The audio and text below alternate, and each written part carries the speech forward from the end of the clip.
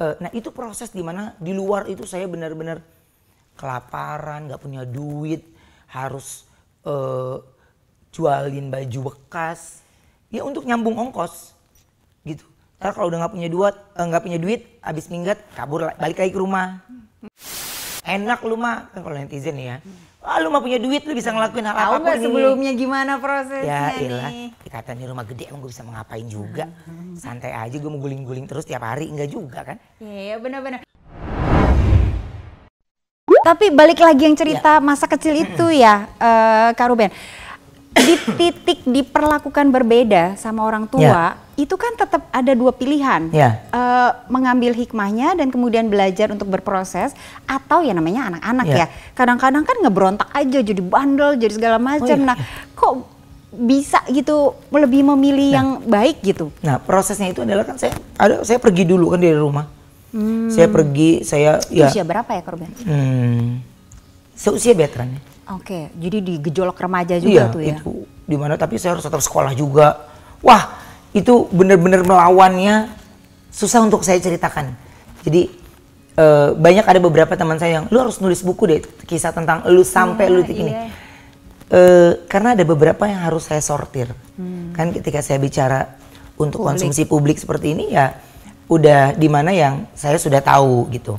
Tapi ada beberapa yang saya tidak mau itu keusik lagi, karena mungkin akan membangkitkan luka. Betul. Jadi hal-hal yang membuat saya atau men-trigger saya tidak mau berulah gitu. Makanya pada saat lagi berproses itu ya saya pergi dari rumah dulu, ini dulu sampai saya udah punya kerjaan reguler di TV.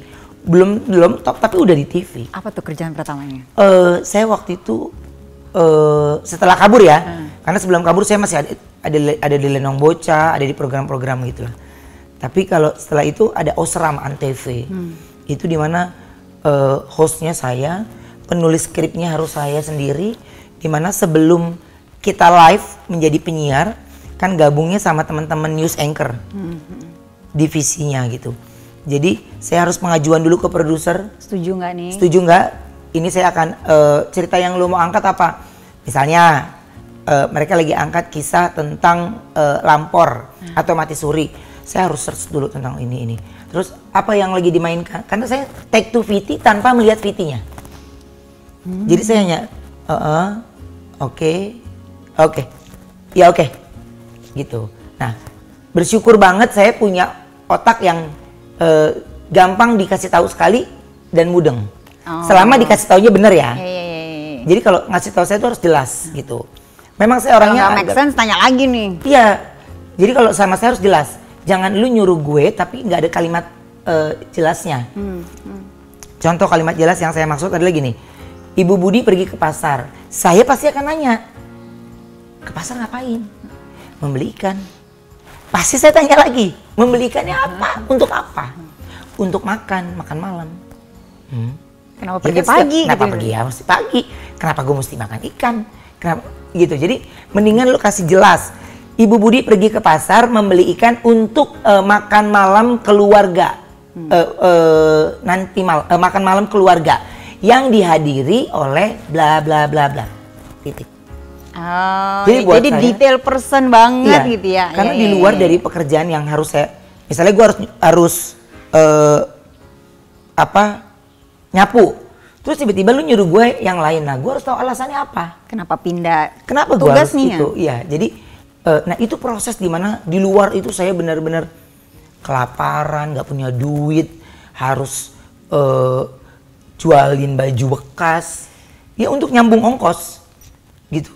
Ntar kalau udah nggak punya duit, habis minggat kabur balik lagi ke rumah. Balik lagi. Ingat nggak tuh perasaan pertama kali dapet uang penghasilan itu berapa, Kak Ruben? 500.000. Tunggu, setelah apa nih? Aku awal pertama banget. Awal syuting. 50.000. Wow.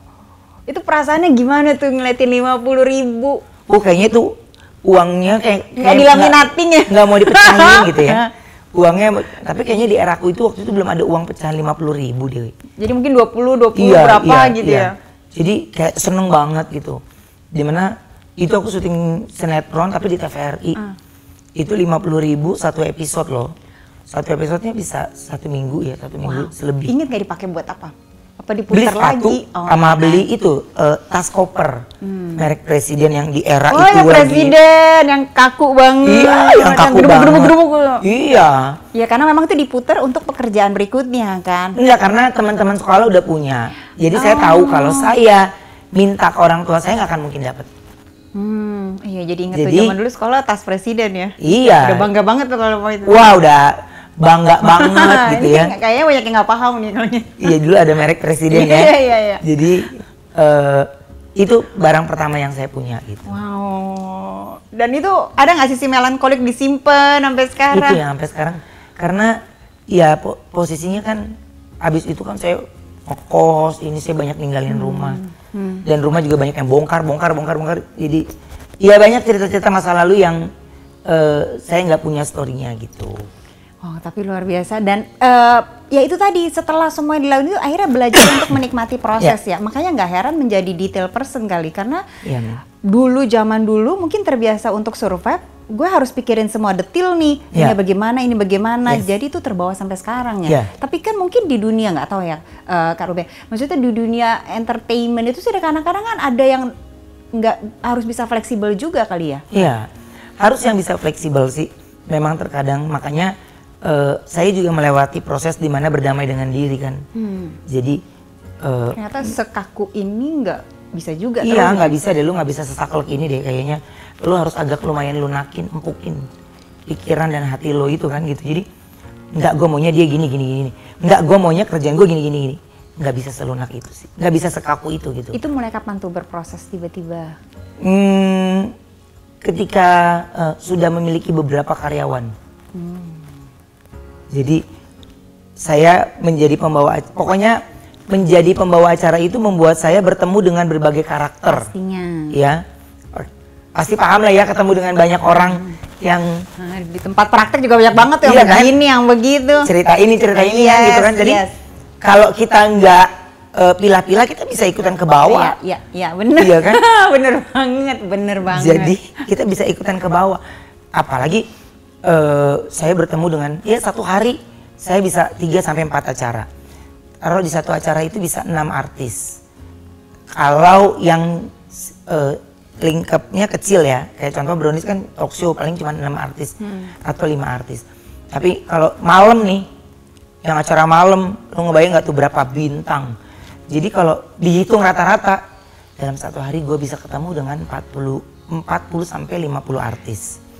Satu hari. Itu akan gue lakukan setiap Senin sampai Minggu. Ya, nggak ada istirahat. Terus di jedah berikutnya gue ketemu dengan orang-orang yang mungkin viral dan biasa aja. Tapi tiba-tiba ngetop dan terkenal akhirnya diundang. Ini kan karakter yang beda lagi. Yang gue biasa menginterview mereka yang sudah berproses. Iya, berproses. Rosa, Krisdayanti, itu DJ gitu. Tapi ini kayak OKB gitu ya. Iya, ini tiba-tiba memang yang viral, ya maksudnya yang si viral ini, gue harus search lagi dia, siapa sih orang ini gitu. Jadi cari lagi ke dalam lagi. Jadi kalau yang udah mentok stuck, memang anaknya nggak bisa diginin. Jadi saya membawakan acara tuh sampai, kalau gue mencoba untuk mengikuti apa yang gue mampu. Contoh, sebenarnya dunia infotainment tuh passion aku banget.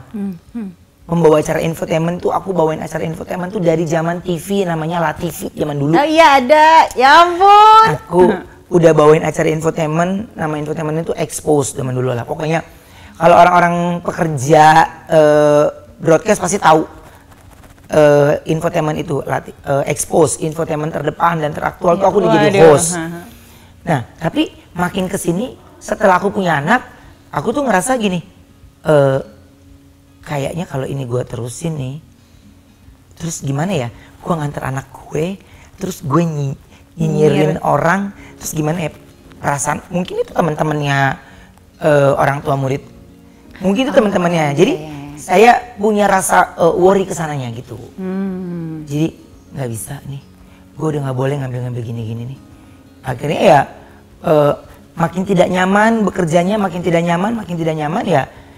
Ketika selesai kontrak pada saat itu dan wah itu lagi di puncak-puncaknya, di mana kalau saya bilang kontrak saya habis, hampir semua stasiun infotainment pasti ambil, pasti menawarkan.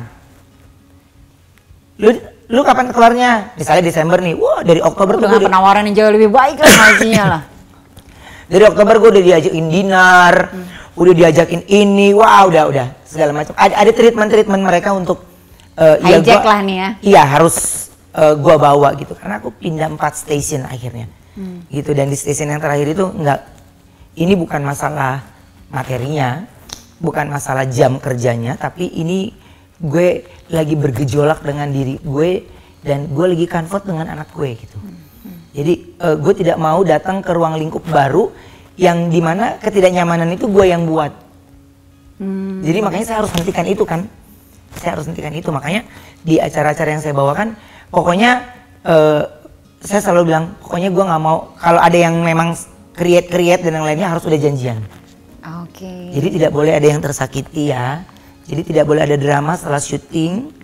Tidak boleh ada yang ini kecewa dengan ini, no drama. Itu aja kadang-kadang masih bisa menimbulkan dipeluntir-peluntir ya, padahal udah si Kak Ruben ini jaga banget gitu ya. Itu bisa banget ternyata. Bisa, itu bisa terjadi. Makanya kayak aku bilang, ya kayak aku bangga kenal Krisdayanti nih, DJ, Rosa. Mereka melewati proses by proses. Betul. Ya, mereka mengikuti ajang demi ajang, lagu demi lagu. Mereka membawa, wah itu buat saya tuh gak tahu kenapa ya sampai sekarang, dan mereka tetap menjadi bintangnya. Karena ya untuk sesuatu proses itu tidak gampang. Makanya menjadi orang tua itu ya saya bilang semuanya, baik itu sekolah, karir, menjadi orang tua, berumah tangga, ya lu harus ada proses. Iya. Kalau lu nggak ada proses, sehingga lu menganggap semuanya mudah. Enak lu mah, kan kalau netizen ya, lu mah punya duit, lu bisa ngelakuin hal apa. Tahu nggak sebelumnya gimana prosesnya ya, nih? Dikata nih rumah gede, emang gue bisa ngapain juga. Santai aja, gue mau guling-guling terus tiap hari, enggak juga kan? Iya benar-benar. Jadi pengen tahu pertama kali awal ketemu Kak Wenda tuh di mana? Di panggung SCTV di Karnaval. Jadi dia dengan salah satu grupnya, tapi dia nggak pada saat itu nggak ngerti dia lagi ada something sama grupnya. Pokoknya dia duduk berdua doang gitu. Nah saya ngobrol sama Narji lah gitu. Namanya ya cowok-cowok lagi ngobrol, terus ada cewek gitu. Saya hostnya pada saat itu di Karnaval SCTV. Ya terus Narji lah, kenalan yuk gitu.